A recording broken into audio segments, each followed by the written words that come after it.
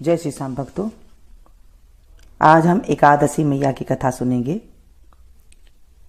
जिनका नाम है विजया एकादशी। बोलिए एकादशी मैया की जय, विष्णु भगवान की जय। श्रीमन नारायण नारायण नारायण,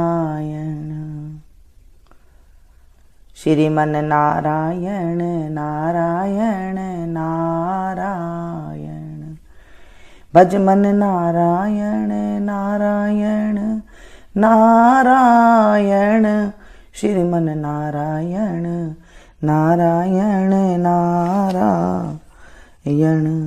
बोले विष्णु भगवान की जय।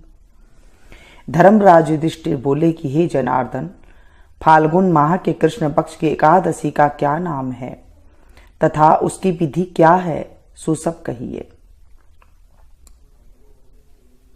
श्री कृष्ण भगवान बोले कि हे राजराजेश्वर, फाल्गुन माह के कृष्ण पक्ष की एकादशी का नाम विजया है। उसके व्रत के प्रभाव से मनुष्य की विजय मिलती है। इस विजया एकादशी के महात्म के श्रवण व पठन से समस्त पाप नष्ट हो जाते हैं। एक समय देवर्षि नारद जी ने जगत पिता ब्रह्मा जी से पूछा कि ब्रह्मा जी, आप मुझे फाल्गुन माह के कृष्ण पक्ष की विजया एकादशी का व्रत विधान बतलाइए। ब्रह्मा जी बोले कि हे नारद, विजया एकादशी का व्रत प्राचीन तथा नए पापों को नष्ट करने वाला है।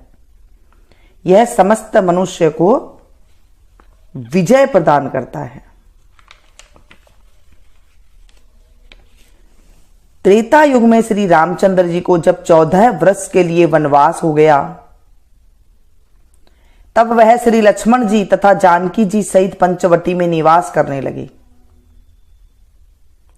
इस जगह रावण ने श्री सीता जी का हरण किया। इस दुखद समाचार से श्री रामचंद्र जी अत्यंत व्याकुल हुए और सीता जी की खोज में चल दिए। घूमते घूमते वे मरण सन जटायु के पास पहुंचे। कुछ आगे चलकर इनकी सुग्रीव के साथ मित्रता हो गई और बलि का वध किया। श्री हनुमान जी ने लंका में जाकर सीता जी का पता लगाया। वहां से लौटकर हनुमान जी श्री रामचंद्र जी के पास आए और यह सब समाचार कहे। श्री रामचंद्र जी ने सुग्रीव की सम्मति लेकर वानरों भालुओं की सेना सहित लंका को प्रस्थान किया। जब श्री रामचंद्र जी समुद्र के किनारे पहुंच गए, तब उन्होंने महान अगाध मगर मच्छ से युक्त समुद्र को देखकर श्री लक्ष्मण जी से कहा कि हे लक्ष्मण, समुद्र को हम किस प्रकार पार कर सकेंगे। श्री लक्ष्मण जी बोले कि हे श्री राम जी, यहां से करीब आधा योजन की दूरी पर कुमारी द्वीप पर वक्दालभ्य नाम के मुनि रहते हैं। आप उनके पास जाकर इसका उपाय पूछिए।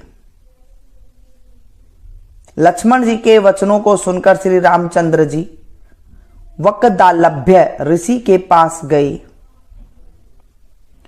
और उनको प्रणाम करके बैठ गए। मुनि ने उनसे पूछा कि हे श्री राम जी, आप कहां से पधारे हैं। श्री राम बोले कि हे महर्षि, मैं अपनी सेना सहित यहां आया हूं और राक्षसों को जीतने लंका जा रहा हूं। आप कृपा कर समुद्र पार करने का कोई उपाय बतलाइए। वक्दालभ्य ऋषि बोले हे श्री राम जी, मैं आपको एक उत्तम व्रत बतलाता हूं। फाल्गुन माह के कृष्ण पक्ष की विजया एकादशी का व्रत करने से तुम समुद्र से अवश्य ही पार होगे और तुम्हारी विजय होगी। हे श्री राम जी, इस व्रत की विधि यह है, दशमी के दिन स्वर्ण चांदी तांबे या मिट्टी किसी का एक घड़ा बनावे, उस घड़े को जल से भरकर तथा उस पर पंच पल्लव रखकर वेदिका पर स्थापित करे। घड़े के नीचे 7 नाज मिले हुए और ऊपर जौ रखे। उस पर श्री नारायण भगवान की स्वर्ण प्रतिमा स्थापित करे। एकादशी के दिन स्नान आदि नित्य कर्म से निवृत्त होकर धूप दीप नैवेद्य नारियल आदि से भगवान की पूजा करे। उस दिन भक्ति पूर्वक घड़े के सामने व्यतीत करे और रात्रि को भी उसी तरह बैठे रहकर जागरण करना चाहिए। द्वादशी के दिन नदी या तालाब के किनारे स्नान आदि से निवृत्त होकर उस घड़े को ब्राह्मण को दे देना चाहिए। हे राम, यदि तुम इस व्रत को सेनापतियों के साथ करोगे तो अवश्य ही विजयी होगे। श्री रामचंद्र जी ने विधि पूर्वक विजया एकादशी का व्रत किया और इसके प्रभाव से दैत्यों के ऊपर विजय पाई। अतः हे राजन, जो मनुष्य इस व्रत को विधि पूर्वक करेगा उसकी दोनों लोकों में विजय होगी। श्री ब्रह्मा जी ने नारद जी से कहा था कि पुत्र, जो इस व्रत के महात्म को सुनता है उसको वाजपेय यज्ञ के फल की प्राप्ति होती है। उसकी हर जगह विजय होती है।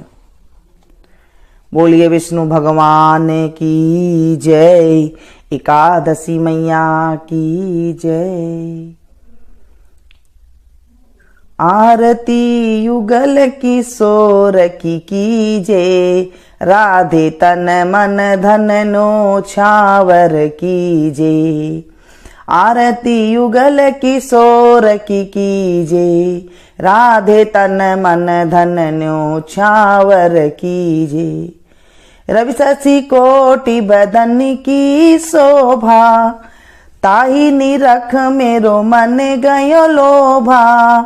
रवि शशि कोटि बदन की शोभा, ताही निरख मेरो मन गयो लोभा।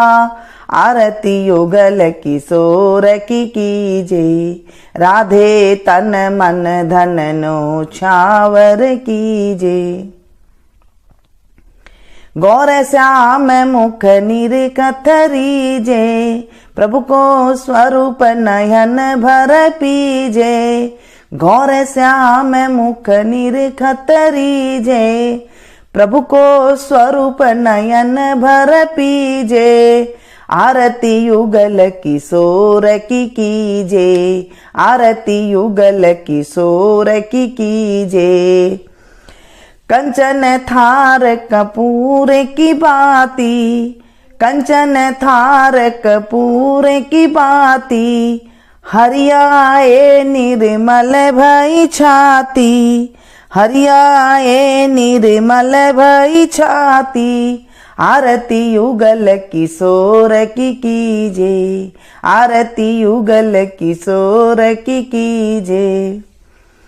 फूलन की सेज फूलन की माला, फूलन की सेज फूलन की माला। रत्न सिंहासन बैठे नंद लाला, रत्न सिंहासन बैठे नंद लाला। आरती कीजे रघुबर की कीजे, आरती युगल किशोर की कीजे। मोर मुकुट कर मुरली सोहे, मोर मुकुट कर मुरली सोहे। नटवर वेश देख मन मोहे, नटवर वेश देख मन मोहे। आरती युगल किशोर की कीजे, आरती युगल किशोर की कीजे। ओढ़्यो नील पीत पट सारी, ओढ़्यो नील पीत पट सारी। कुंज बिहारी गिरिवर धारी, कुंज बिहारी गिरिवर धारी। आरती युगल किशोर की कीजे, तन मन धन न्यो छावर कीजे। श्री पुरुषोत्तम गिरिवरधारी, श्री पुरुषोत्तम गिरिवरधारी। आरती करत सकल ब्रज नारी, आरती करत सकल ब्रज नारी। आरती युगल किशोर की कीजे, आरती युगल किशोर की कीजे। नंद नंदन बिरस भान किशोरी, नंद नंदन बिरस भान किशोरी। परमानंद स्वामी अविचल जोड़ी, परमानंद स्वामी अविचल जोड़ी। आरती युगल किशोर की कीजे, आरती युगल किशोर की कीजे। तन मन धन न्योछावर कीजे, तन मन धन न्योछावर कीजे। बोलिए एकादशी मैया की जय, विष्णु भगवान की जय। हे प्रभु, आज हमने एकादशी मैया का कथा का स्मरण किया है। इस कथा में अगर कोई त्रुटि हो गई हो तो हम अबोध बच्चे को समझ के माफ कर देना। अधूरी है तो पूरी करना और पूरी है तो स्वीकार करना।